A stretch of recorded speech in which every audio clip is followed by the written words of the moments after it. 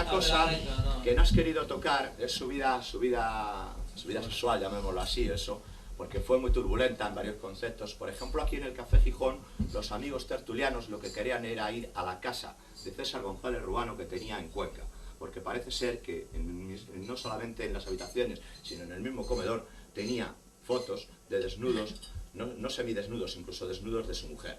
Entonces la gente quería ir a ver los desnudos de eso. ¿Cómo se saca adelante? Porque sacar una obra de novelas, de literaria, incluso de... Pero periodismo es difícil porque también puede perder mucha actualidad. ¿Y cómo lo saqué? Sí, ¿y bueno, cómo... pues a base de dedicar muchas horas, ¿no?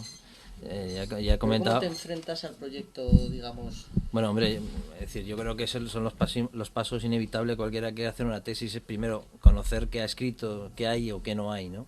Sus libros estaban más localizables, porque eso a través de los índices y las bases de datos de la biblioteca, pues más o menos lo puedes registrar, aunque luego siempre te encuentras libros que no aparecen porque nadie se había preocupado de hacer una bibliografía completa del personaje. De hecho, todavía salen algunos libros que hizo con otros escritores que incluso no lo tenía registrado. Es decir, siempre van saliendo cosas, aunque más o menos lo tengo todo localizado.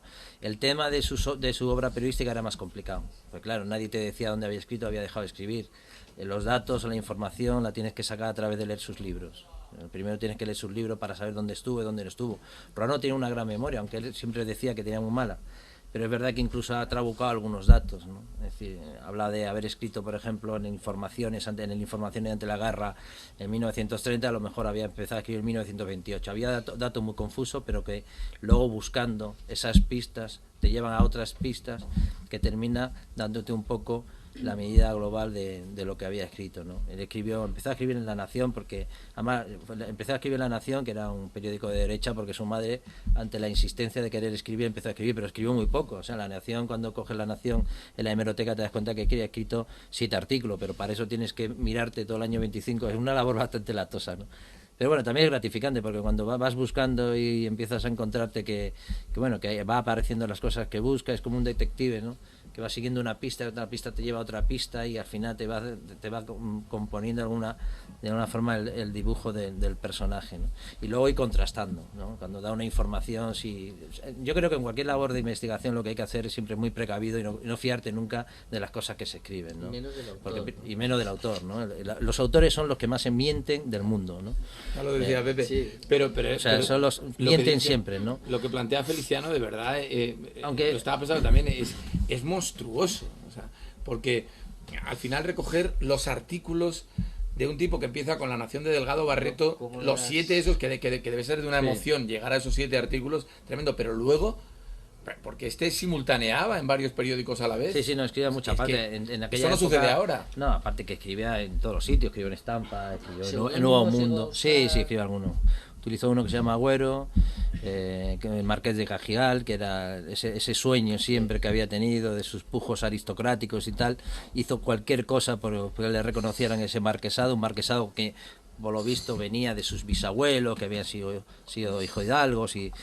Bueno, fue esos delirios que cualquier autor termina alimentando a lo largo de su vida y bueno, nadie le hace caso, pero que yo me imagino que les iba a vivir, ¿no?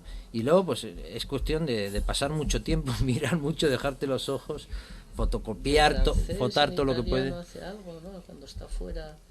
Él no, vamos a ver. Aquí, pero él allí no escribe no, nada. él mandó solo el artículo cuando estuvo de corresponsal. Estuvo durante 2 veces. Estuvo en el 36, que fue testigo del ascenso de Hitler al poder, y escribió un libro de resulta de esos artículos que enviaba a España, que lo tituló 6 meses con los nazis. Un libro que hay muy poco de nazi, o sea, lo único que hace es contar un poco la vida política de la Alemania del ascenso de Hitler al poder, ¿no? Pero bueno, ya solamente el título en aquella época evidentemente te señalaba, ¿no? No, pero tienes razón tú, él en ningún momento tuvo una significación política, e incluso si quieres profundizar un poco, quizás sea osado, en los artículos de César González Ruano se nota cuando toca de soslayo el asunto político cierto despego por el franquismo. Hay un dato que para mí es muy significativo. Él empezó a escribir su diario en 1951, que fue publicado como un trabajo periodístico más, que luego recogió en un libro, que fue el diario de 1951, y luego hizo otro intento de un diario de 1953, aquello no resultó, y luego siguió escribiendo su diario, que le duró hasta 1965, cuando muere. Bueno, pues en todos sus diarios, que abarca unas 1000 páginas más o menos, bueno, pues solamente hace 2 referencias a Franco. 2, Sí, sí. en 1000 páginas, desde 1951 a 1965. Una en la que dice Franco se va de vacaciones, tal cual, y otra en la que dice Franco regresa de sus vacaciones. O sea, esas son las 2 únicas entradas que hizo, es decir, No, que es inaudito. que si no, te quiero decir que no hay más que comparar también hay que decir, con otros articulistas hablando que han de pasado su- por lo contrario. Hablando, esto lo que viene a demostrar es un poco su actitud política, nada más. No, Sí, no digo nada, porque también es verdad que él, evidentemente, fue una de las plumas más brillantes de la prensa del movimiento, como entonces, en la que todo el mundo estuvo No, en ese momento. es que a Manuel- Hasta el mismo Aro Teglen, que ha sido uno de sus grandes Sí. detractores y uno de los que más hizo para... Ya, y lo tengo que decir, bueno, también escribió en la prensa del movimiento. Hombre, Aro Teglen hablaba Es que no había otra, hablaba pero escribió de porque Franco como un faro de luz. No, pero O sea escribió, que- no, pero escribió porque no había otra. No, Manuel Vázquez a Manuel Vázquez Montalbán, cuando llega Carrillo en la rueda de prensa esa y tal, uno de los que iban con él le dice, pero claro, a Manuel Vázquez Montalbán, usted escribía en la prensa del movimiento, y contesta, toda la prensa era del movimiento. No, lo Que que claro, vengo- el que lo- quería escribir en España, aquí había un partido único. Lo que vengo a decir es que a él la política le interesaba muy poco, no le interesaba nada. O sea, es que son muy pocos los artículos que escribió de política. Es verdad que escribió en el año 36, cuando se marchó, sí escribió artículos en favor de Franco, muy pocos artículos, en comparación con lo que se escribía en la época, porque entonces solo existía articulismo político, solo existía prensa política, porque las circunstancias del país lo exigían. Pero él escribió muy poco, y lo que hizo lo hizo desganado, y luego lo volvió a confesar 1000 veces. Él era un político visceral, casi genético, no le interesaba absolutamente para nada. Lo único que le interesaba era escribir, la literatura, las tertulias, los amigos y la gran vida, que fue fundamentalmente a lo que se dedicó, ¿no? Eso se llamaba en aquella época ser de la situación. Era gente que era de la situación, pues que estaban ahí, pero que no estaban enamorados de Franco, pero era la forma de vivir, y tampoco renunciaban a las prebendas que eso le daba, ¿no?